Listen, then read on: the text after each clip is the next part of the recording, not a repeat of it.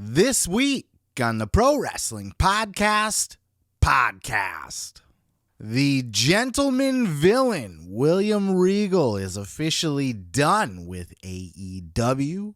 We're going to find out why and how he's done after only 9 months. Joe Rogan accuses The Rock, Dwayne Johnson, of steroid use and urges him to come clean. Pun intended.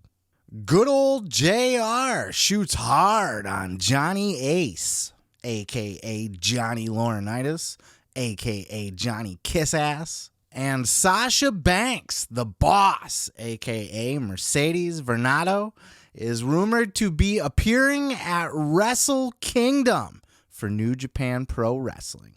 I'm your host, Seth Grimes, and this is the Pro Wrestling Podcast.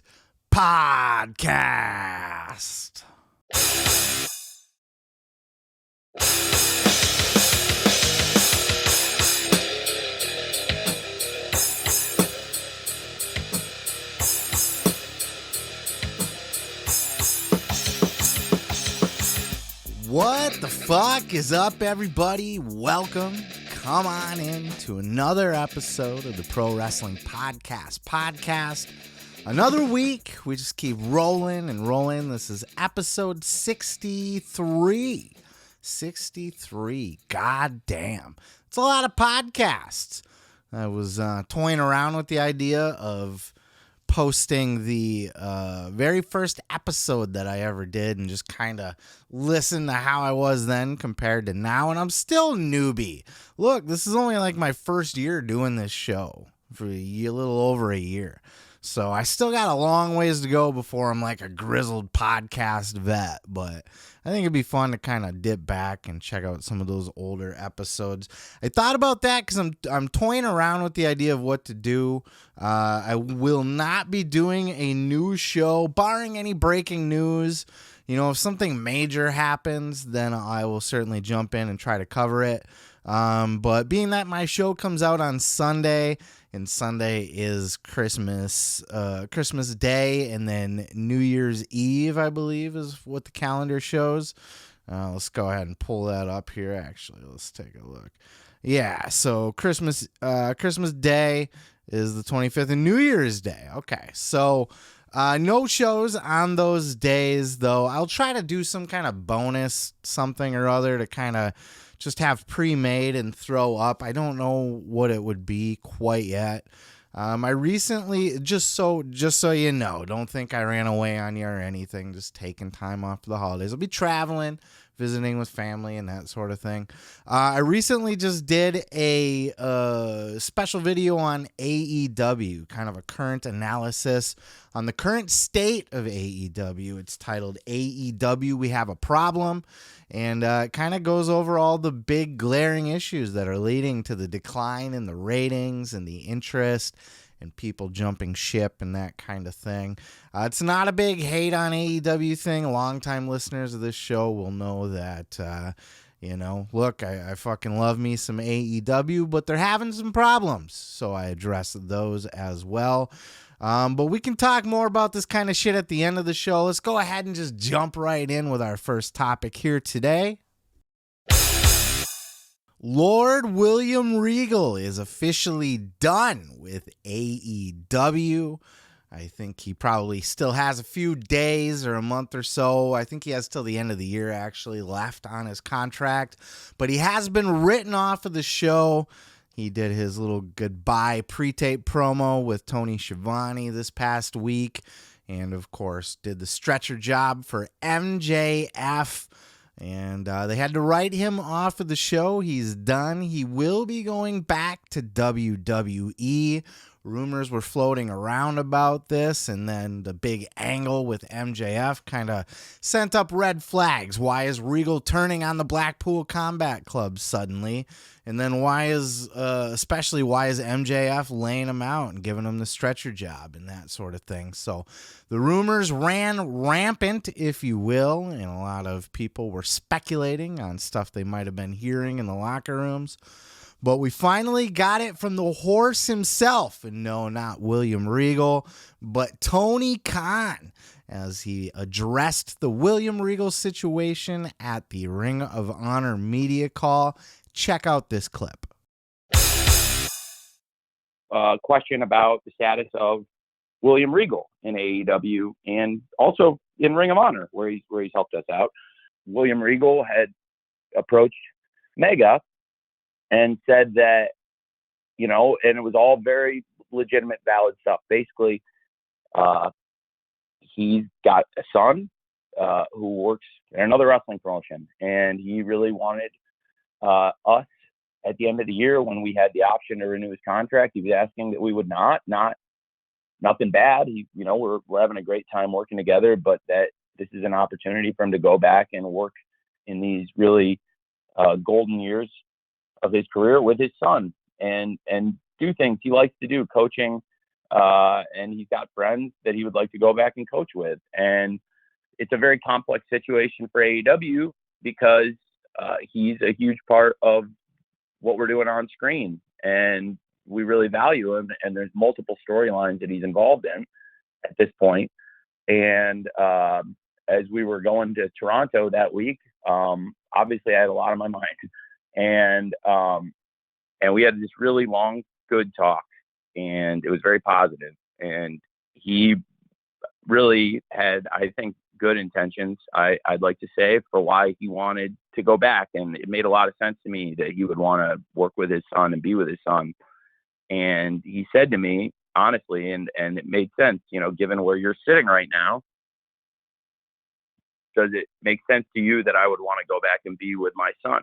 And at that point where I was sitting, yeah, it really did make a lot of sense to me. And frankly, the last thing I wanted to do at that moment was prevent any parent and any child, any son, from being together, as I was sitting on a park bench at the Mayo Clinic in Jacksonville, while my mom was sleeping inside and recovering from a major operation. Listen, Sunshine, I'm sure a man in your current position can try to understand or be sympathetic for a man in my position, as I am in my older age, and I don't have a lot of time left to spend with my son. And I'm sure you could be sensitive to the fact that I would love to spend some more time with my son.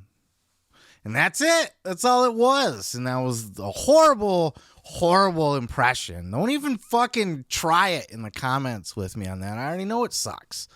But that's basically the conversation that happened, right? And then we got a little more detail on this with Brian Alvarez on Wrestling Observer Radio, giving us kind of the deets on how is this even possible? What the fuck kind of contract did Regal sign? A 9-month contract? Check out this clip. The WWE side was that he had an out. And the AEW side essentially was saying nothing, except he was probably going back to WWE very, very soon. So, the thing that confused me for a long time, and it still kind of confuses me, is he signed, I don't know when he actually signed, but it was announced that he signed and he debuted it was like March or April. And so that's where a lot of this confusion came from, where it was like, well, did he have an out or did he sign a short-term deal? And if he signed a short-term deal, how did he know to sign a 9-month deal? And I still don't have the answers to these questions. What I think has happened is, in March, he signed a 1-year deal with a 2-year option, and he, Tony could have picked up the 2-year option in March, but Regal wanted to go. And because of everything Tony said, not only did Tony agree to let him go, but it appears that Tony, for all of these reasons, decided, hey, if you want to go now, let's do it. And he's letting him go now, which I think would be prior to even the 1-year contract expiring. So I think that's what's going on. Look, if this is the reason that Regal wants to go, he wants to go spend time with his son, and Triple H is supposedly one of his best friends, And, you know, that's his passion. He would have never left NXT WWE if it weren't for Vince just making random bullshit cuts. And that one really hurt Triple H. It cut the legs out from underneath NXT completely. And, you know, this is righting one of the wrongs of the wrestling universe right now. William Regal needs to be in NXT, whether his son is there or not. That's just where he's the best fit in the professional wrestling business. And, you know, look, his time in AEW, I'm sure he had a lot of fun. He got to hang out with some people that, you know, he was close with throughout his wrestling career, people that he was friendly with, and I'm sure he had a lot of fun. He got to be on TV again, you know, instead of just being in the general manager mode where he's just coming out and giving news and announcing War Games matches and that sort of thing. It's still a horrible British accent. My God. I don't even know what that is. It's not even British. It's like super villain or something. Well, he is a villain, so fuck him. Fuck you too. Sorry, that was a step too far. I apologize for that. And you know, like people like EC3 is out there saying, "Oh, I have inside knowledge that William Regal completely regretted signing with AEW, and Tony Khan's childish people in charge or something to that effect." EC3 is kind of being a douchebag lately. That whole control your narrative faction, to be honest with you, even like the Braun Strowman when he was over there, Adam Shearer, you know, and you know, we're hearing things now. It's a sidebar, but he's kind of being a douchebag and just wants to kind of get his face out there and, you know, be controversial. I don't know that I believe that. Maybe there was an offhand comment. I'm sure, you know, Regal's an old school carny, so I'm sure that, you know, there were elements of AEW that were amateurish and laughable to him. But, you know, hopefully he was the good veteran that he was and kind of tried to help in that regard. And, you know, there was also word that, you know, people just don't like to listen in AEW. And all of that can be taken into consideration, but I tend to not believe that because he got to hang out with his friends. He was there with Moxley and Claudio and Danielson and fucking got to work with some of the young guys like Yuta. And I'm sure he worked with like a Daniel Garcia because he was closely working with the Combat Club, the Big Black Cock, the BBC. And there was, you know, William Regal, I'm sure, you know, had his hand in a lot of things in AEW while he was there. Hopefully a lot of guys had the opportunity to sit under his learning tree. And I tend to believe he had to have had fun. Like, why wouldn't he been? He's hanging out with cool people. He's not responsible for anything. He just gets to show up, have fun, be on TV, do cool angles. He got to put over MJF like $1 million, have that great promo exchange with with MJF, right? Like, for the short time he was in AEW, he had a pretty solid run. I'd say it's a very good run for, you know, the short time he was in, and it was like a territory, pop in, pop out. We're bringing in William Regal for a run, and he came in, and I thought he did a great job. I'm sure he had a good time, and I'm sure he liked being there, but look, his heart's with NXT. His best friend, or one of his best friends, is Triple H. His son's there now, which, by the way, have you seen his son work? Oh, man, it makes my dick hard. It really does. Not that he's a sexy man. I mean, he's handsome and all, but it's more like the wrestling. This man can fucking wrestle you. You know what I mean? I love a good wrestler. He's got that technical prowess that his dad had, and he just needs the help with the psychology and, you know, the finer points of wrestling and putting it all together. And, you know, with William Regal going back to WWE, I'm sure I believe he has a 1-year non-compete clause as far as on air. So I don't even think he can come out and be the general manager, to be honest with you. So he's going to be strictly behind the scenes, but he is free to go back to WWE, I think, immediately, like right away. Belief is that he will be signing there as of January 1st or whenever, as soon as the new year comes around. We'll shortly hear that he's been picked back up by WWE, and it's good. This is good for the wrestling world. Maybe not as good for AEW, and it's never a good look when you have people jumping ship back to WWE.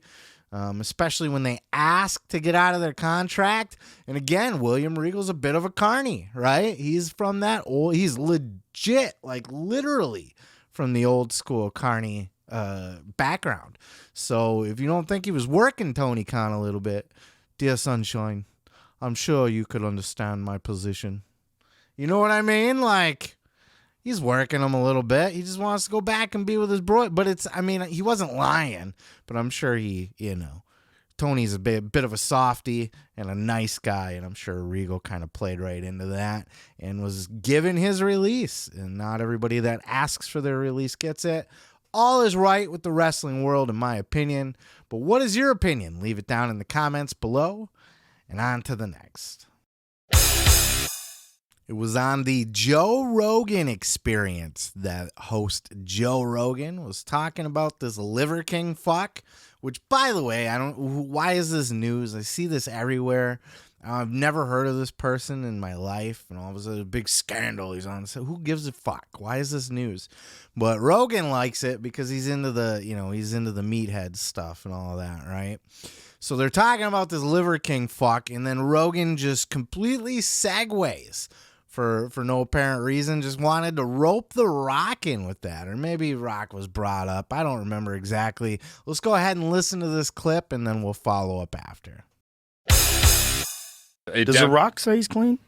He has implied it pretty heavily, but he also doesn't end up in scenarios where he gets asked point blank, whereas Liver King goes out of his way to fucking lean into it and use it as like a marketing spiel. The Rock should come clean right now. He should make a video in response to the Liver King video. I need to talk to you because The Rock's been lying.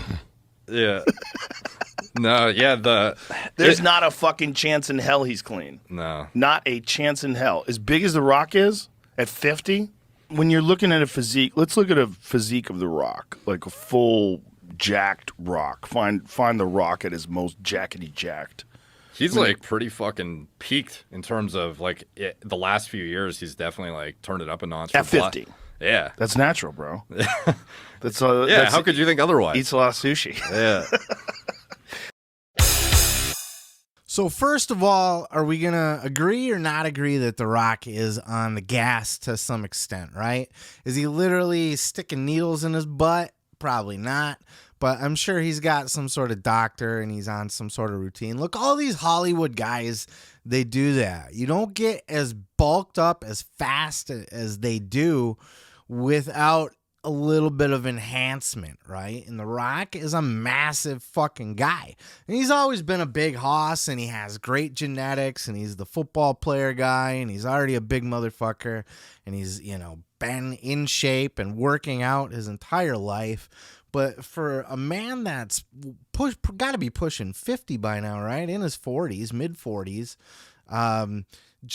for him to be out there just looking like he's carved out of fucking stone, he's on the gas. So, but why does anybody care? Why is this important? He's not competing in anything. It's strictly for looks. He's a fucking movie star. He's the biggest movie star in Hollywood right now.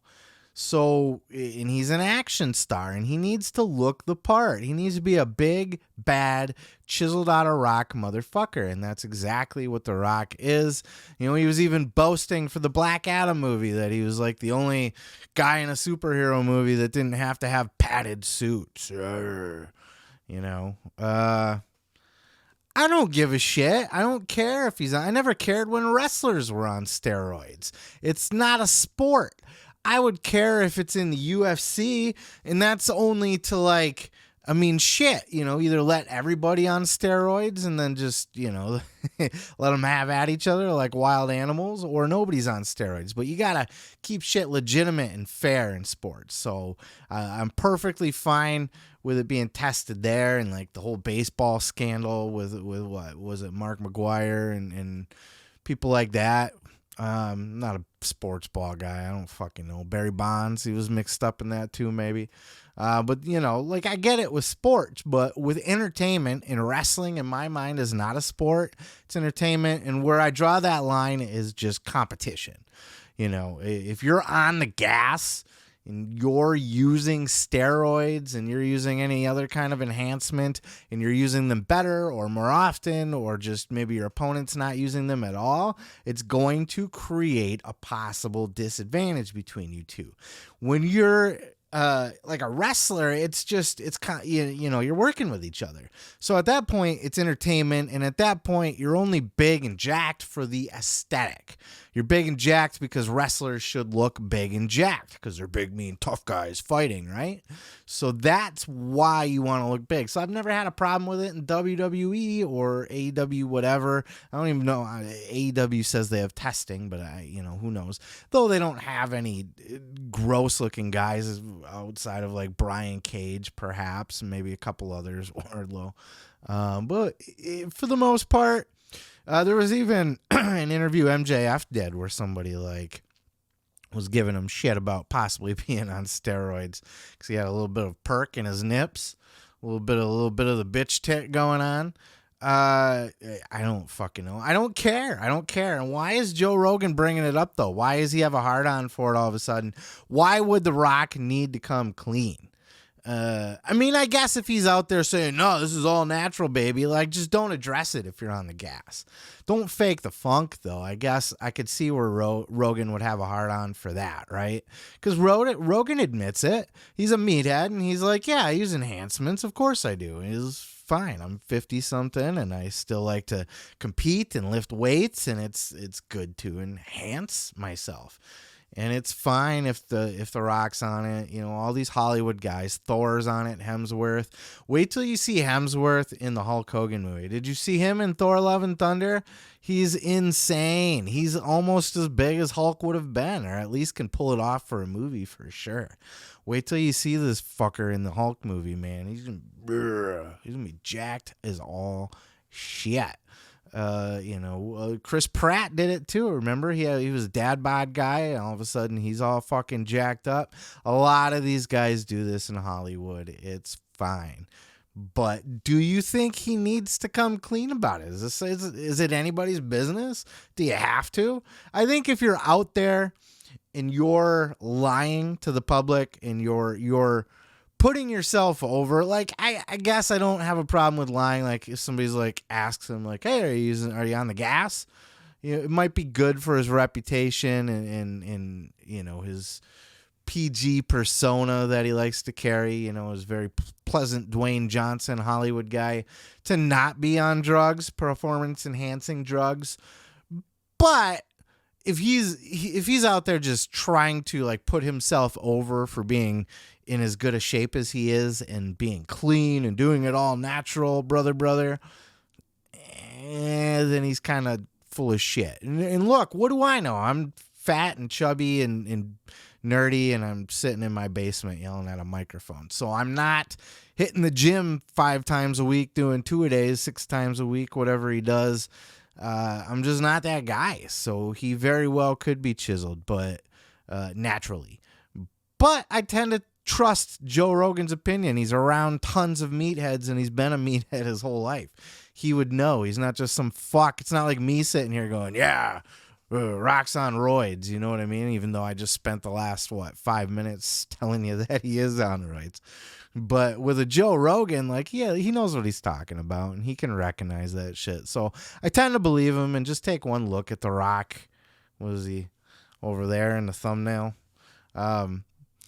Then yeah, you can clearly see what's going on there. Well, what do you think? Do you care? Should he come clean? Is there a reason to come clean? Should he be natural? Do you think that steroid use should not happen in Hollywood, wrestling, any of that, or do you just not give a shit? Like, fuck it, it's entertainment. Let the guys look as big and jacked and see, because that was one of the fun things about the 80s, right? Everybody was all juiced up. Look at those fucking monsters, and then all of a sudden the scandal happened in 92, 93, and the roster just shriveled down to fucking little men. And that's we never really recuperated from that. And now those big muscle guys are kind of a spectacle, right? They're an outlier. They're a whatever the fuck. It doesn't matter. I've yacked enough on this. Let me know your thoughts down in the corner, down in the bottom. I I'm fucking done. I need to go juice up and get some steroids in me and come back and do the next clip. It's boss time. Mercedes Varnado, a.k.a. the boss, Sasha Banks, has been rumored to be signed to appear at Wrestle Kingdom this year for New Japan. That would be in January, I believe. And wasn't it the thing that was going around that Mercedes had said in different interviews or whatever? She's on record saying that she's not going to wrestle at least until January. Well, Wrestle Kingdom's in January, and if the rumors are true, she may be doing an appearance over in New Japan. Now, the rumor is that she is being brought in for Wrestle Kingdom. Nobody has been able to confirm, at least as far as I've been able to see, confirm for sure that she's going to be actually appearing on the show. They may just be bringing her in to check it out, get the vibe, get the feel, see if it's something she wants to be a part of, and maybe say hi, or maybe just, appear at, like, what's that New Year's fucking gimmick that they do? They do, a show, like, right after Wrestle Kingdom that kind of reboots and starts the new year fresh. So maybe that's something that'll happen. Who knows? Now, for some of you that are saying, yeah, right, Sasha wouldn't go to New Japan, I call bullshit on that, and here's why. As big of a star as she is, and with the movies and all of that, like, this chick's at a point now with her Star Wars resume that she can start going out there and getting bigger and better Hollywood projects. She's related to Snoop, and she's not shy about saying that, and Snoop's not shy about throwing her name around either if it's going to help her out. And look at her. She's fucking looks like $1 million. She's a mega star. She drips, oozes charisma from head to toe. She doesn't need WWE. She is fully capable of being a mega star in Hollywood at this point. Like a Marvel fucking star. She really, really could be. She's already in Star Wars. It's already a Disney product, She's already there. But she has wrestling in her heart. She's passionate about wrestling. This isn't one of those things that she's like, oh, well, she's not a model that was hired off the street by fucking Johnny Ace so he could jerk off to her fucking her demo picture or whatever. She's a wrestling fan. She grew up a Marky Mark. Okay, Eddie Guerrero is her favorite wrestler, and that tells you right there that she loves wrestling, because Eddie's a wrestler's wrestler, right? You got to know wrestling and love wrestling to be able to pick Eddie out of a crowd and say that he's your guy. And she's even been on record of saying she would love to wrestle in Japan sometime. And this is even backed up by FTR. Dax recently did the interview that I covered last week with Sean Ross Sapp over at Fightful. And Dax had said that Sasha Banks was one of the most passionate, like, eat, sleep, and breathe, love wrestling 24/7 people that he's met. Like, he specifically named her as being somebody like on his level of passion for wrestling, along with like CM Punk and stuff. Like, he really put her over as somebody who's like, I'm a fucking wrestling mark. And if she's already doing the movie star stuff and she can hold that status, and I think she can, she's not like a B-level actress. She's gonna be a fucking A-lister, I'm telling you. And especially because Hollywood's wide open for wrestlers now, and there's not really been a female wrestler who's broken through to the mainstream yet. You could argue that Sasha already has, being in the Star Wars show, but that's really only on Disney Plus. And even though it was a huge hit, The Mandalorian, it's still like she hasn't been in a movie yet or anything like that, but she's gonna get there. Hollywood's going to be wide open for a Sasha Banks, especially with James Gunn. I know I've said this on the show too. This is just my nerdiness coming out. But James Gunn, the director of the Guardians of the Galaxy, he is now the head of DC Comics or DC Studios over at Warner Brothers, who is basically he's the head guy over there that's going to be in charge of all these movies, and he loves working with wrestlers. He works with Drax, and he's been outspoken about working with Batista in the Guardians and loving that, and he created the Peacemaker show for John Cena because he loved working with John Cena so much in Suicide Squad that he wanted to work with him more and created a whole TV show for him. So you know that, like, they need a fucking Wonder Woman again, because Wonder Woman in its current, they just announced that Wonder Woman 3 is dead.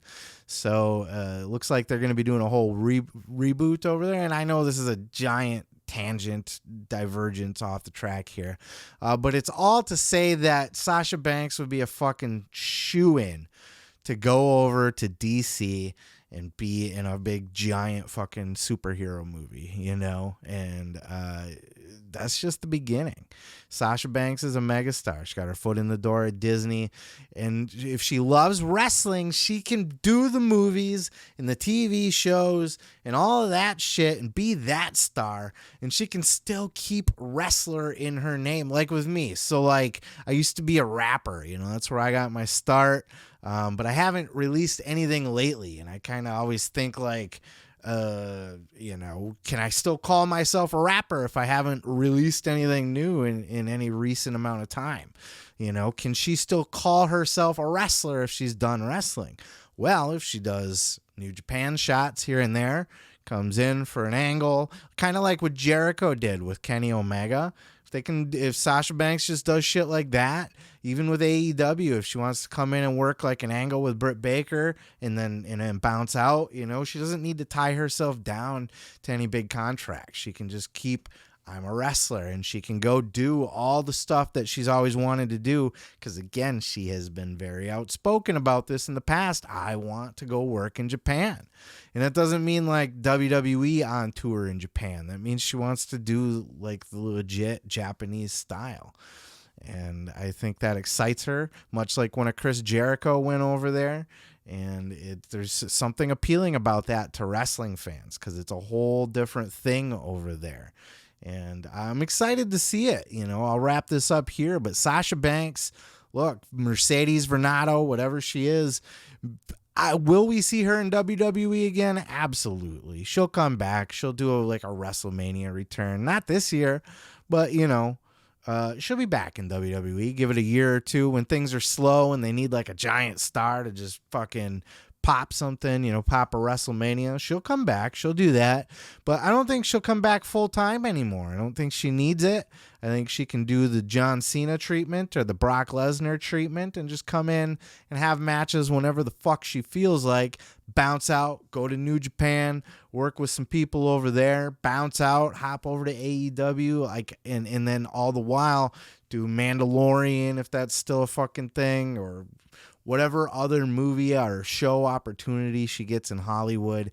She can do it all. She has the talent, the beauty, the skills, the fucking motivation, the hustle, the connections. She has the world at her fingertips. It's fucking boss time. Here we go. I'm excited for her, but what do you think? Let me know down in the comments below. Are you one of those people that are mad at her because she's not going back to WWE anytime soon? Do you this? Do you that? Let me know in the comments. On to the next. Well, good old JR had a really great episode of Grilling JR this week with Conrad Thompson. They were talking about the entire history of the WWE developmental system, all the way back from like the Jim Cornette OVW days and even before then, where they had like the fucking Dory Funk dojo and they were just training guys up from scratch. Like Edge was in like one of those first classes. It was a really fun episode to listen to. It's a long one. It's about 2 hours. I guess that's about normal for JR. But they get really into a lot of detail about the full developmental system all the way up to NXT. And it's very fascinating to hear how all of that came together. But in this particular clip here, it was at the point where they were talking about how Jim Ross, who hired Johnny Ace, John Laurenitis, gave him a job when he needed one, ended up replacing Jim Ross as the head of like talent development or whatever they were doing at the time. Jim Ross was the man in charge of the developmental and the developmental territories and all of that, and it was taken over by Johnny Ace. And Jim Ross did not hold back about how he really feels about old Johnny Ace. Check out this clip. You know, when you eventually are replaced as head of talent relations by Johnny Ace, that means that Johnny Ace is now going to step into your spot in helping handle some of these developmental relationships too. Because you see the writing on the wall that maybe Johnny Ace, Jim Cornette weren't going to see eye to eye all the time. Oh yeah, that was easy. Yeah, that wasn't hard, you know. And of course, a new guy gets a job. He wants to put his own spin on it, his own feel. And I never had any problem trusting Cornette. I had a hard time as time went on trusting Laurenitis.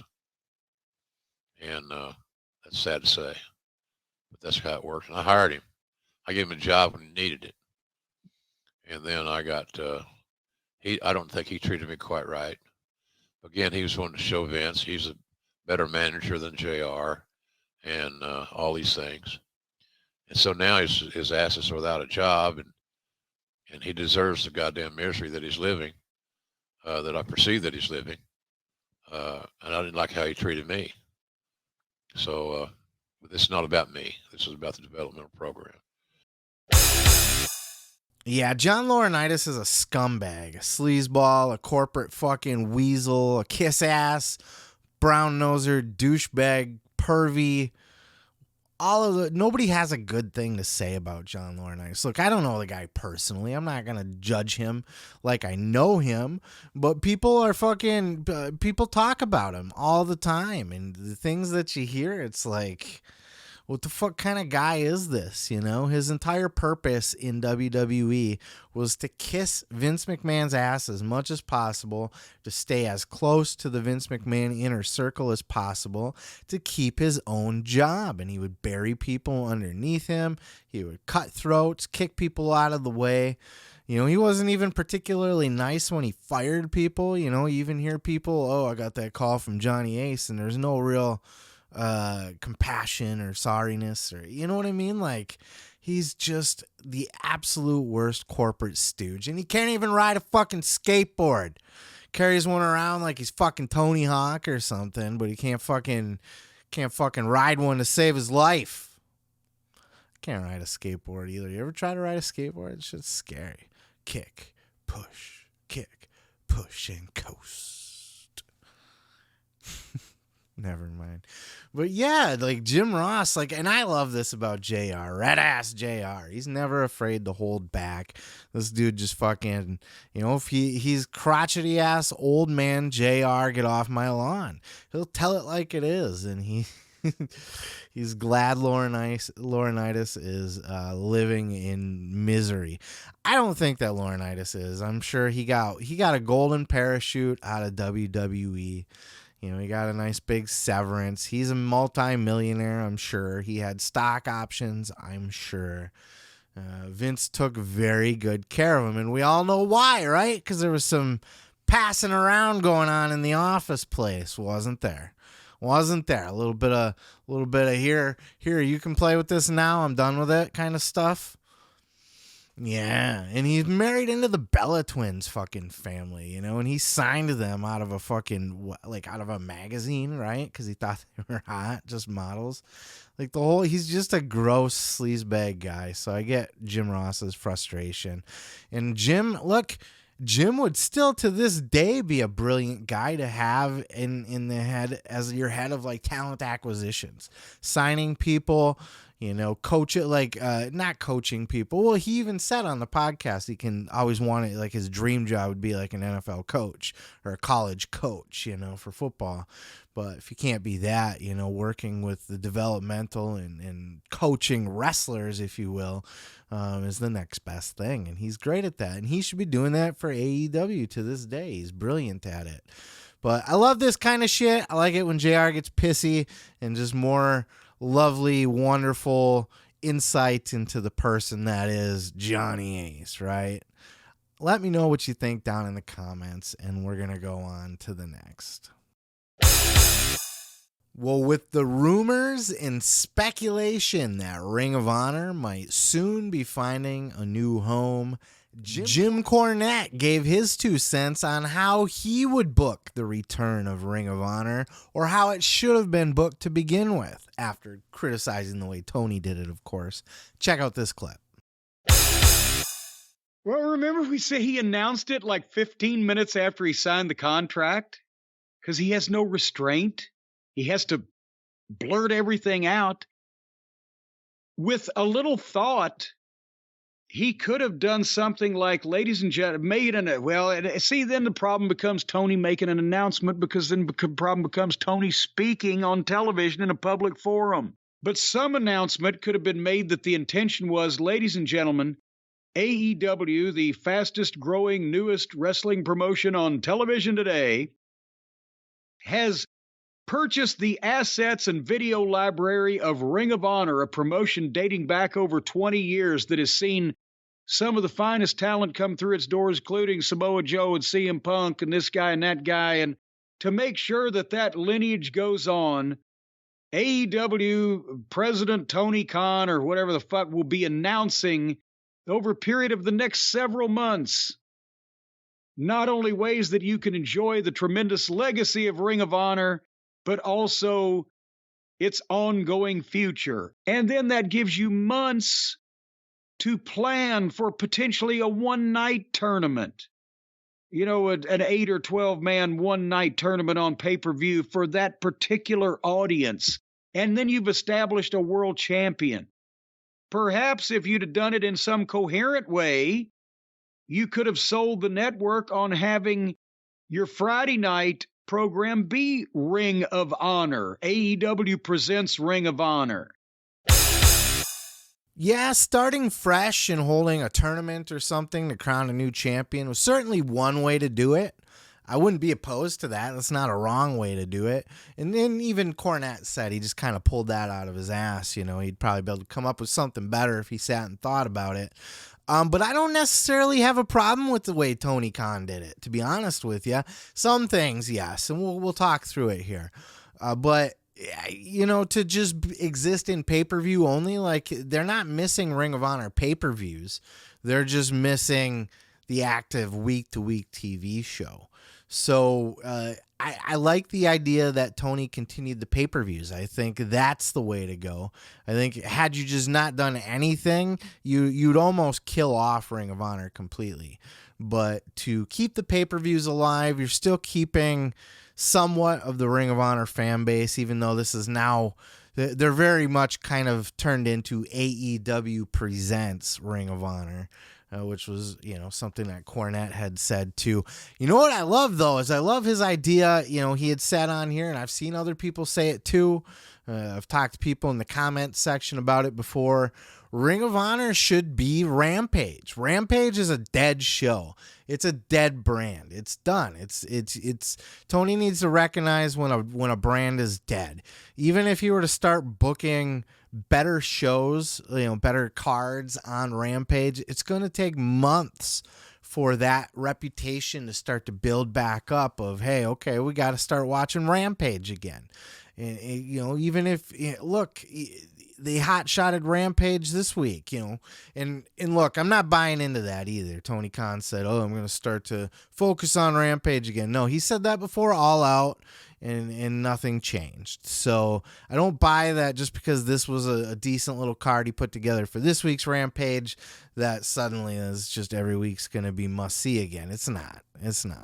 So he instead of trying to keep that dead brand alive and just watch it die a slow breath, rebrand it to Ring of Honor.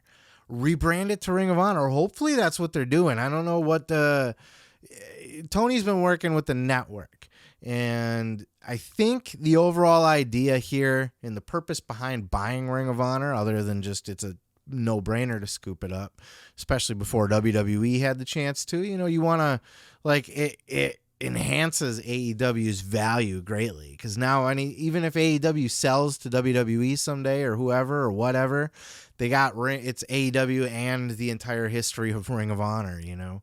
So it was a smart choice to scoop it up. I don't know if it's going to be going to like streaming or HBO Max. I think ideally what Tony's working on would be to get something similar to what Peacock has with WWE Network, put it on HBO Max, like the entire AEW catalog, Ring of Honor catalog. And I think if Tony gets that deal, he'll probably look to scoop up some other catalogs as well. Look, we could see Tony end up buying the fucking Pro Wrestling Guerrilla catalog, or, you know, because that's kind of the Ring of Honor for a lot of these AEW guys, right? The Reseda crew, the Young Bucks faction, all those West Coast guys on PWG. That's a good move, but I really think Ring of Honor TV should be Friday nights. It should be get rid of Rampage. I don't know that. So now you got a problem with Dynamite because 2 hours is a short time to pack a lot of people into, but 3 hours is let's not do that. Let's not do 3 hours. You're probably going to need to trim your roster for AEW, or, you know, start moving some of those people over to Ring of Honor full time and kind of do your divide there and do Ring of Honor on Friday nights, man. That's the way to go. That's how you do this. That's how you rebrand Ring of Honor. Who knows what's going to be happening? That's the exact direction I would like to go. And look, you're going to get your attention on Friday night again. People will tune in for that first episode.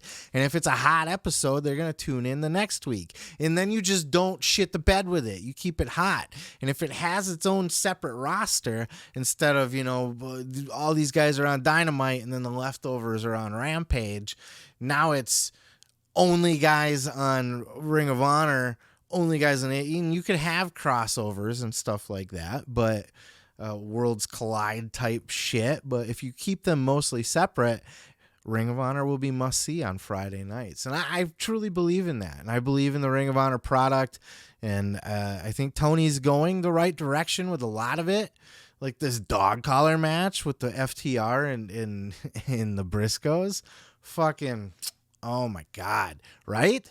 But it was also just kind of thrown together at the last minute. So it's more Tony Khan fucking booking out of his ass. You know what I mean? There should have been something more long-term built for that. But if he has TV, he'll be able to do that kind of stuff. Hopefully that's the direction that this goes, but I'd like to know your thoughts. What do you think? Is ROH just a dead brand? Should they not even bother? Are you okay with the pay-per-views that they've been doing to just kind of keep it alive? Now, I will say before I finish up, in the use of Ring of Honor on AEW TV, that's where I kind of see a negative in all of this. I know Tony's trying to keep these people alive to a certain extent for the Ring of Honor pay-per-views, and, you know, putting the belt on Chris Jericho may be a way to get the network to kind of get on board with this, right? If you're shopping around a TV show for Ring of Honor and you want it, you know, or you're trying to convince them even that you're going to turn Rampage in the Ring of Honor, they might worry, well, what's this Ring of Honor? Are people going to know, oh no, Chris Jericho's our fucking champion. Oh, okay. Well, if Chris Jericho is your champion, you know what I mean? Chris Jericho's a household name. You put his name on anything, you know, regardless of what you think about him. For these Hollywood type, studio type, network type people, they don't know that, you know, Marky Mark out in fucking Florenceville, Tennessee, hates Chris Jericho because he thinks he's fat and he's too old and he shouldn't wrestle anyway. They don't care about any of that. Networks see Chris Jericho, megastar, household name, the Masked Singer, blah, blah, blah, blah, blah. You know what I mean? That's all you need. So that was a smart move in that sense. But it has been a drag on AEW TV. I think, you know, to a certain extent, the Ring of Honor AEW roster is kind of indistinguishable from each other. You got Samoa Joe holding belts, the two TV titles basically in each company. You got fucking Wheeler and Garcia are competing in both. Now Jericho's in both. FTR's in both. Like, separate this fucking roster. You know what I mean? I wouldn't have even had a problem if you had Ring of Honor matches on AEW. and I would have been sneaking those bitches in on Rampage back then, even before I got the network's approval to change Ring of Honor to, or Rampage to Ring of Honor. I would still fucking be featuring Ring of Honor talent more heavy on that show than on the flagship of Dynamite. But what do you guys think? Let me know down in the comments. I've yacked about this enough, but I am confident and excited for the future of Ring of Honor. It's going to suffer the same pitfalls as AEW with Tony Khan trying to be the booker of everything again. He should really delegate that stuff, like really delegate that stuff. But I think there's potential here anyway to revive that brand and make it a good number 2 to AEW in almost, or even like a equal, if that's their second show, it could be like an NXT to WWE in a lot of ways. Let me know your thoughts. On to the next. Brody King was on the Sessions podcast this week with Renee Paquette, doing the whole Renee Paquette interview, talking about everything under the moon. And this is not a lot new here. If you've heard any kind of recent Brody King interviews, he did AEW Unrestricted. A lot of the same information there. He did Chris Jericho's podcast. A lot of the same information there. A lot of talking about, his time in the movie business, which sounds really fun. He's like a grip on set for movies, like helped build the sets and carry them around and move them and haul them and, make sure people aren't tripping over cords and all the technical stuff behind the scenes of a movie set. And then he also talked about his love of death metal music or deathcore or whatever the fuck it's called. I don't even remember what it was. But, the violent music where it's like death metal, but you get in the mosh pit and just fucking elbow people in the face and stuff. But it was in this particular clip that I hadn't heard Brody talk about really. And it was addressing his long-term rivalry with Darby Allin. Go ahead and check out this clip. What was it like for you getting in there and working with Darby and being able to like toss around a guy like him, like the matches you guys were able to have? So Darby and I have like a storied history. Like we started almost the exact same time in wrestling. We started coming up at the same time, becoming popular. And our careers have always kind of like mirrored each other. So like he was in Evolve. And then I had like an Evolve tryout match, and it was against Darby. And it was in Brooklyn, New York, and we beat the shit out of each other all over. And I feel like from that moment on, we kind of realized like we have good chemistry and like this is gonna be everywhere. So then we like wrestled at AEW a couple times. We wrestled at PWG. I was actually the first person to ever take the skateboard stomp. Oh shit! Lucky me. Yeah. Let me try something real quick. Yeah.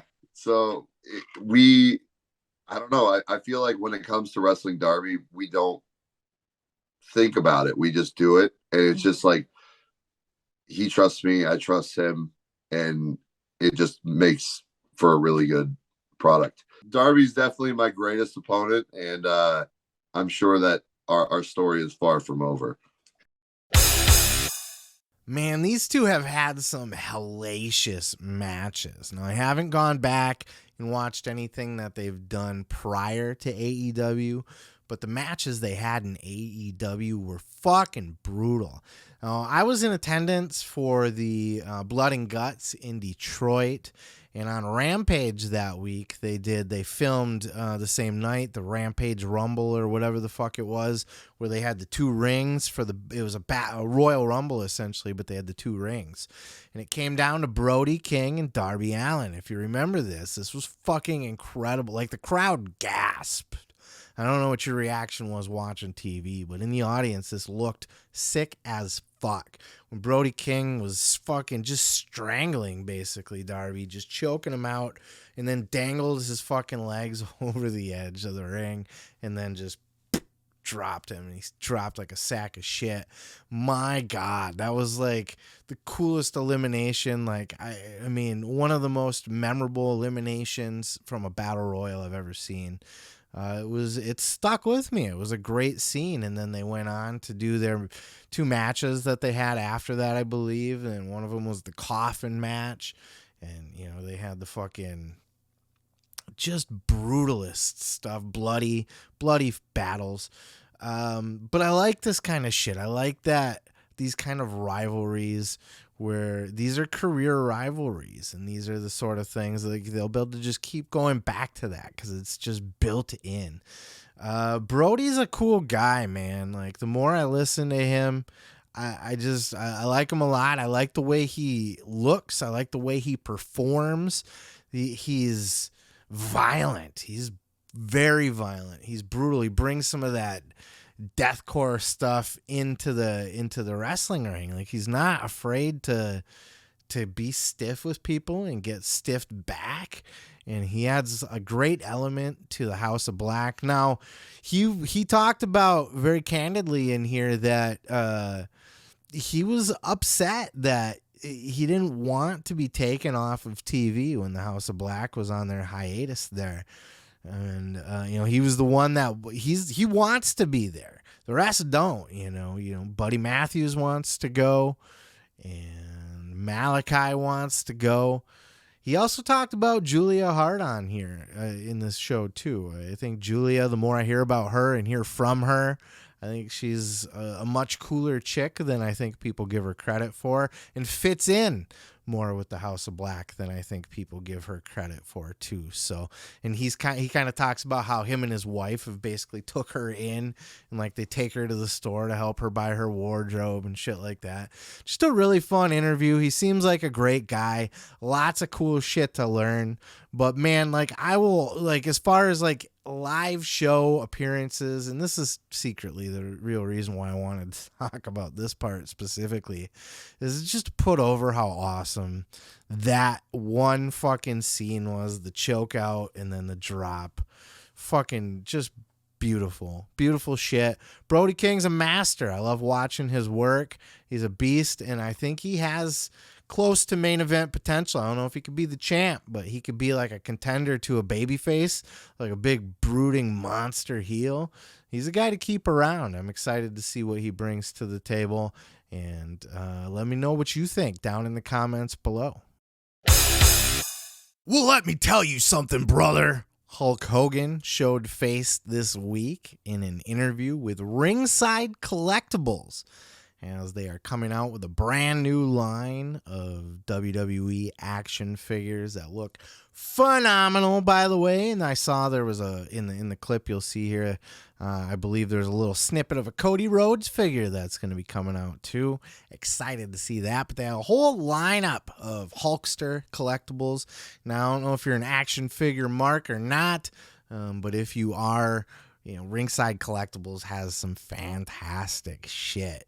And they had the Hulk Hogan series, and in this series they had the Mr. America series. They had 2 versions. The Chase version, which is like a, you know, they're more of the collectibles, you know, because there's less of them or whatever. They're more valuable. But it was in this clip that had Hulk Hogan kind of talking to us about what exactly happened with that whole fucking Mr. America thing anyway. Why did it happen? What was going on there? Why did Hulk show his face? Was it really Hulk? Do we find out the answer here? Check out this clip. How about Mr. America? Okay, this was kind of like, this is like the peekaboo Mr. America. Yeah. Oh my gosh, very cool. There you go, both versions, right? Yeah, I think finger right there. Yeah, I think Hulk Hogan could have been Mr. America. But the mask being pulled up reminds me of another crazy thing. Madison Square Garden 6-man tag, first night as Mr. America in the Garden. And I thought that Mr. America was going to kind of do like the Midnight Rider thing that Dusty Rhodes did in Florida. Be around for 2-3 years, messing up all the main events, having all the bad guys going crazy, trying to chase him down, figuring out who's spoiling the night, you know. Well, when I got there, we had the 6-man tag, and of course, you know, I thought Mr. America was going to rock on and be a huge angle. And they said, hey, brother, you're doing the job tonight. And I went, I guess this isn't going very far. So, I mean, if you're going to do something like that, you know, they didn't need to test me because I've been around so long. So I just figured they didn't like the gimmick. So at the end of the match, I kind of pulled the mask up, if you guys remember, and showed everybody, it was me. This is like Mr. America Deluxe here. This is like the ultimate Mr. America that beat Vince Arm Wrestling until Sable tore her shirt off. And this is really cool. They're both really cool, so I could have both of them. That was at one of the Hulk Hogan beach shops, which I've never been to, but I think I would if I was ever in those areas, both in Florida. I think there's two, right? Two in Florida. There's like a Tampa and Orlando or something like that. Have you been to one of those? Let me know down in the comments. I know Cornette kind of razzes on the guy that works there. He's like a big fucking, big whatever the fuck there, but big Q guy or something. But, you know, like, it's cool to see Hulk Hogan still. Like, I'm a Hulk Hogan mark. Sorry. I grew up on that shit. Is he, you know, had done some not so tasteful fucking idiot, bonehead, stupid foot and mouth things? Yes. But he's Hulk Hogan, right? Like, it's kind of like the Michael Jackson concept, right? Bear with me here. This is where I lose subscribers. Lots of them. Michael Jackson, the greatest musician of all time, right? Arguably, one of, for sure, at least. In my opinion, the greatest pop star of all time ever. And then maybe did a little kids. Maybe.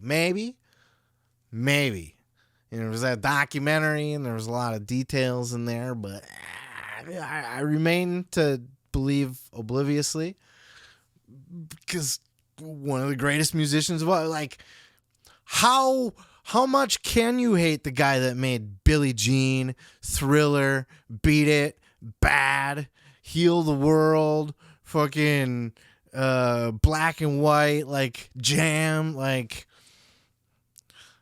the list goes on, right? Off the Wall. My goodness. Fucking Smooth Criminal. Little kids. So with Hulk Hogan, like, he says a lot of stupid shit, right? But he is Hulk Hogan. He is the guy from your childhood. Even if he wasn't your favorite when you were a kid, he was still a big part of your childhood. At least if you're my age, you know, there might be people watching this that John Cena was a big part of your childhood. I don't fucking know. But I believe, as far as my demographics show, you're right there with me with these references. So we'll continue. Sorry, my collar, it likes to flop down and I don't like to look at, so I'm going to fuck with it. But I always wondered about the Mr. America storyline. I always wondered why this ever happened. What the fuck was the point of it? Why was it so short? So that's what I thought was kind of interesting about this. Not just the fact that we get to see Hulkster. He looks relatively healthy. Like, he's looking old. And he looks shorter and shorter. And I know he's had a billion surgeries. And look, our time is short with Hulk. And I think that's another reason why I'm sensitive to it. You know what I mean? It's good to see the fucking guy, you know, regardless of how you feel about him. It was good to see him, good to hear from him. And it was fun to hear the story of Mr. America, because I don't know that he's ever really talked about it. I don't know that we've ever really gotten the inside scoop on what it was supposed to be. You know, there was the Midnight Rider with Dusty Rhodes. That was his gimmick under a mask, and everybody knew it was Dusty Rhodes. I mean, how could you not know it was Dusty Rhodes, right? But it's same thing with Hulk Hogan, but there's still the plausible deniability because he's under a mask. You can't prove it. In a court of law, I don't know that you could fully 100%. Probably you could. I'm sure you could. But it was a fun little project, I guess, but Hulk kind of saw the writing on the wall, as he puts it anyway, that, you know, he's already gonna be doing the job, then they probably don't like the character, so he's gonna just bury it by showing his face and just ruining the whole. I don't know what he was talking about. It was gonna go 2-3 years as Mr. America though, and nobody, you know, play up the, oh, we don't know who he is he, isn't he? That's Hulk's a big BS artist. You know what I mean? He says whatever he needs to say to sound good at the time. You know, I don't, even with the racist stuff and whatever else, all the other bullshit he's ever said in his life, I don't think he means any of it. I think he's a fucking, I don't think he means anything. I think he just wants to win over whoever he's around and will say the stupidest shit to just be the coolest guy in the room. And I think that's the problem with Hulk Hogan. I think he's gotta be the coolest guy in the room, and he's gotta kayfabe brother, and just kind of put over all his, I slammed Andre the Giant over my head, and he wasn't sure he was gonna put me over or not, right? Just telling fables, but it helps build the legend of Hulk Hogan, and I think we all kind of love him for it at this point, right? Like, we used to think he was a bullshit artist and like a big fucking lying piece of shit, right? And well, he is a lying piece of shit, but he's a lovable lying piece of shit, right? Anyway, it doesn't matter. But now it's cute, right? Hulk and his little fairy tales. It's part of his charm. It's just what he does, It's like Ric Flair fucking bleeding, Hulk Hogan telling fables is what it is. But let me know your thoughts on everything. Am I canceled? Do you hate me? Did you unsubscribe? Let me know down in the comments below. I know we got a little spicy there, but we're having fun. And Hulk Hogan, brother, what do you think about it? Racist piece of shit, or, my childhood guy, like, for better or for worse, And either way, it's good to see him up, moving around and healthy. And Mr. America, what's your thoughts on that? Did it ever have legs to begin with, or was it stupid? Literally anything, just put it down in the comments, because it helps the algorithm, brother. Brother, what you gonna do? The Heartbreak Kid, old HBK, Shawn Michaels did a nice sit-down interview this week with Sam Roberts over at Not Sam Wrestling. Sam sat down with HBK and talked a wide variety of different things. Sam's a great little interviewer. He asks different questions, stuff that other people don't really talk about. Kind of got to the heart of a lot of different things with him. But it was in this particular clip right here where Sam asked Shawn about working directly with Logan Paul. Shawn has been the guy not physically in the ring with Logan, but he's the guy that's been kind of took Logan Paul on as his project and has been overseeing his training and development, getting him ready for these big matches like the one he had with Roman Reigns, which was fucking phenomenal, was it not? Logan Paul, like a fucking natural. And Sam asked Shawn Michaels about working with Logan Paul and how he got to that point where he is just that goddamn good. Check out this clip. Before I let you get back to your very, very, very busy life now, I want to ask you two things about the future. The first is about Logan Paul. You had to know, okay, this guy's got it. When he went, I think that a lot of fans were like, oh, yeah, I wasn't sure about him. I don't know about wrestling fans are, we're not always ready for outsiders to come in and then they come in. And if they're great, then it's like, oh, please come on in. But the match with Roman was remarkable. You did a lot of training with him. What is it about him that allows him to be that guy? Well, his drive. Yeah. He really does. And look, again, that day, because everybody knows, my age, I'm not getting in there and rolling around with them. Drew Gulak and Grayson Waller are in there helping us out, and of course, Shane Helms. But he's just got such again, a real drive. He understands. He's a bright kid. He understands, again, what you were saying. I'm an outsider. They're going to take me this way. I've got no problem earning my stripes. And the best way I can do that is to be good at this. I will give it the time and the effort. Again, even in the midst of an extremely, busy schedule, he's got a lot going on in his life. He's another person, again, I guess you could arguably say he doesn't need to be choosing to do this. But he has a great deal of respect for it. I think that's what really helps as well.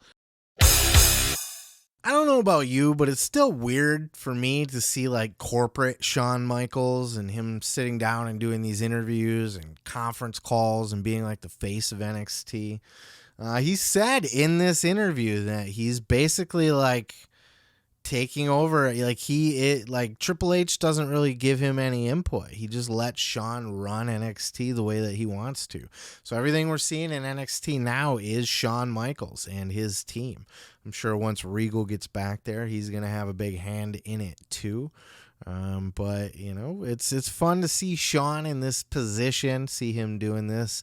And by all accounts, he loves it. He enjoys it, you know, and except for, you know, he always kind of gripes about the long hours and how he was retired and stuff. But look, he loves this shit, and that's what he's here to do. And working with Logan Paul so closely, Logan is inarguably the most natural non-wrestler, really well, I guess he's a boxer. I was going to say non-athlete, like he didn't come from like a football player background or anything, but dude boxed Floyd Mayweather, so he's got some chops, right?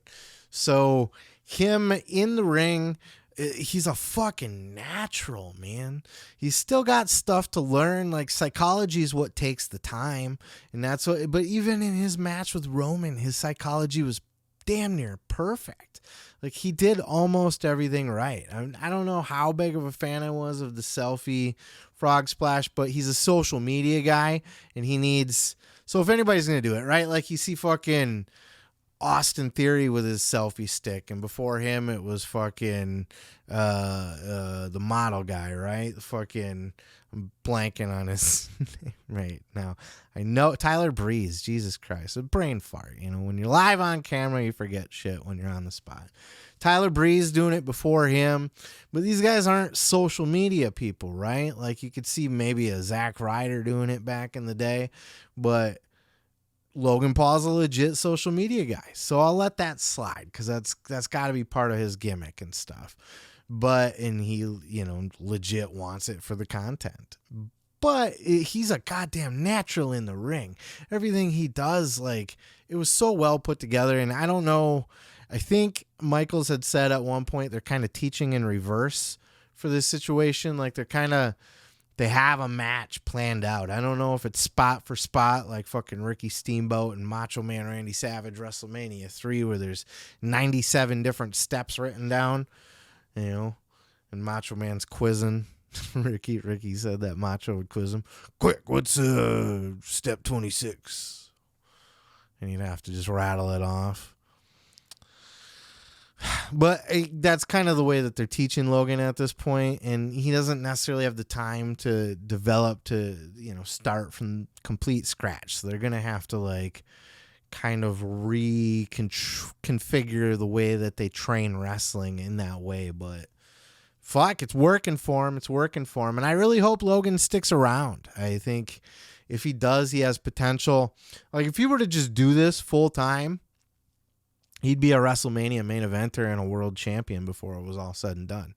He'd be one of the biggest stars in the history, I think. If he gave it like a legit 10-year run, day in and day out, you can't tell me that he wouldn't have a Hall of Fame career. I defy you to tell me any different. You know what I mean? Let me know. Come at me, bro, in the comments if you'd like on that one. But if he was a full-time roster member for 10 years, he'd be a Hall of Famer. And he's that goddamn good. So I don't know exactly what the future holds for Logan Paul. Right now, it's just kind of his side bitch, the bitch you seeing on the side, you know, his side piece. But he's giving it his all while he's here. And according to Shawn Michaels, you know, he really takes it seriously. He works hard. He respects the business. And that's what I like to see. And that's all we can ask for. And they even talked about, too, like, the fans will call him out on his bullshit. Like, the fans are tough to win over.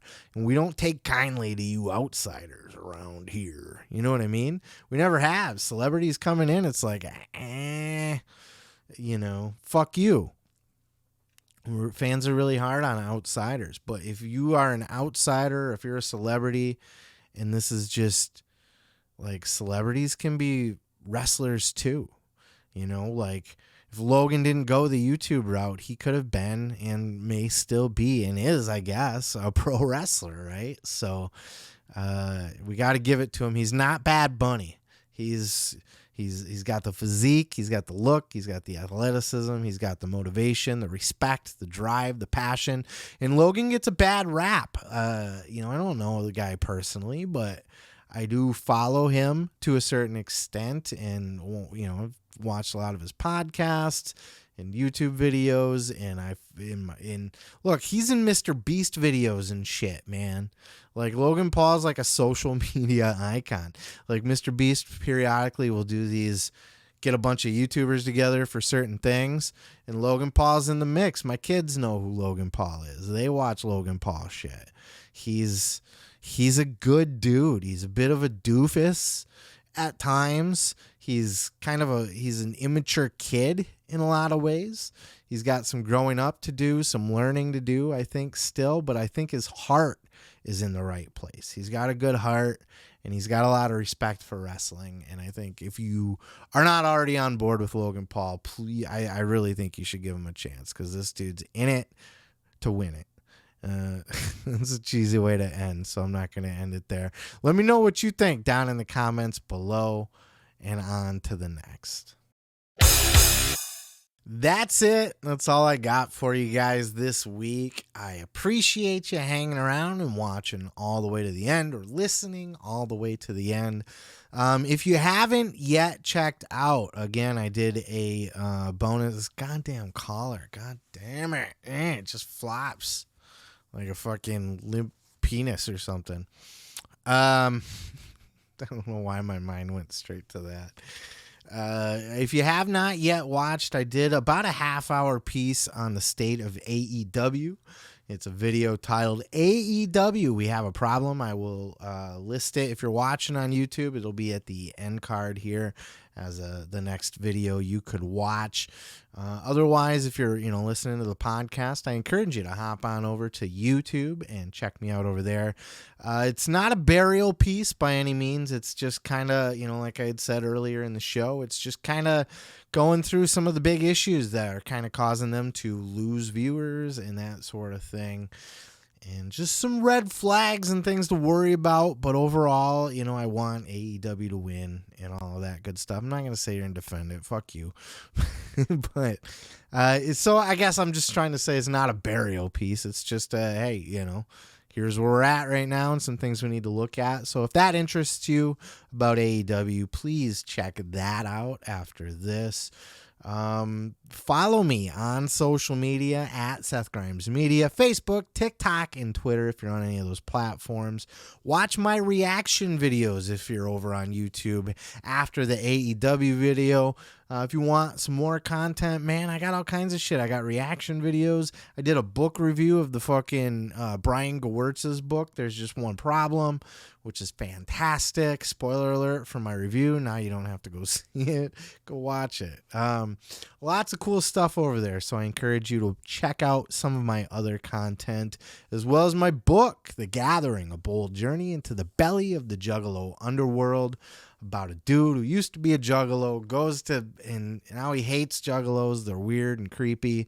And he gets sucked back into going to one last gathering, and he does a bunch of drugs and all of that pursues from there. There's lots of wrestling stuff in it, the wrestling events that happen at the gathering, plus interactions with wrestlers and wrestling references all throughout, because I'm a giant mark.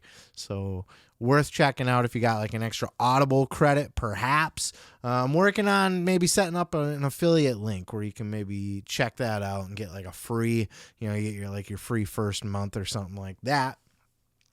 I'm also working on another book. No details on that yet, but I'm definitely like 90% through the rough draft of it. And then it's just from there, it's finishing up the draft and then just cleaning and polishing it and getting it ready for press. And so that's going to be coming in probably 2023, and lots of other fun stuff. I'm going to hit it hard in 2023. Also, I used to do I've been slacking on the shorts. I used to clip a lot of shorts from the show, and as I took on doing more reaction videos and that kind of thing, like my editing work, and then other side pieces like my AEW video and reviews and that kind of thing, like my editing free time is just out the window, you know what I mean? So shorts were a casualty of that, but I'm going to reinvest in shorts and double up on that content in the new year as well. So again, programming note before I let you go. Sorry, I know I'm long-winded here. Just another quick programming note, just a reminder, I will not be doing a show, no pro wrestling podcast for Christmas or New Year's Day, but I will maybe find some sort of bonus content to put out there in its place at least one of those weeks. So don't worry, I ain't going nowhere. I'll be back and for the very first week of the new year. And with all of that said, I appreciate you. Thank you for sticking around. Thank you for helping me grow, man. I'm seeing the numbers keep going up on the YouTube, actually. Podcast listeners are slacking. The shit's popping off over on YouTube, and that's where I'm seeing the most growth. That's where I was actually, honestly, I was thinking about not even doing a podcast because the numbers compared to YouTube, like my time needs to go into the YouTube. It just does. That's where the numbers are, you know. But I love having a podcast, and I'm going to keep the podcast around because I know there are people that just listen to the podcast and don't watch the YouTube videos as much. So we're going to keep doing it, but we got to get those numbers up. Subscribe to the pod, man. And if you're watching on YouTube, subscribe to the pod. I can't even talk anymore. I'm getting out of here. Peace, love. It must be the steroids kicking in, right? The ones that I did from the earlier segment with Rogan. Peace, love, and pizza. I am your boy, Seth Grimes, and this has been the Pro Wrestling Podcast.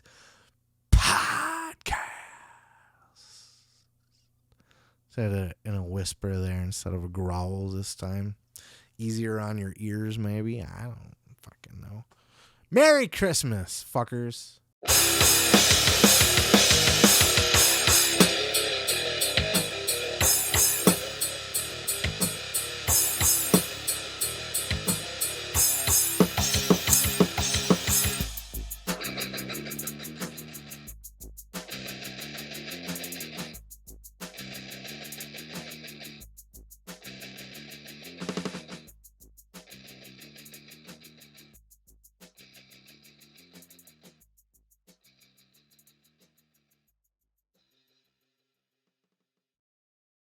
I hate juggalos. I fucking hate them. I say all this with a grain of salt because for a good part of my own life, I proudly identified as a juggalo. You should come to the gathering with me. Nah, man. I'm not in all that whoop-whoop shit anymore. I'll pay for your ticket. I got fired today. Get the fuck out! Still got room for me? Spike, slow the fuck down! Cops! Fuck your sleep. Fuck your sleep. Fuck your sleep. The savages started closing in with their tiki torches and war paint. Shit. Run! You guys got a dead body here already? Even the aliens were throwing shade. It was pure panic and intense horror. There was a guy I saw got chopped in half. I had nothing left to go back to. You alive? Yep. The Gathering. A bold journey into the belly of the Juggalo underworld.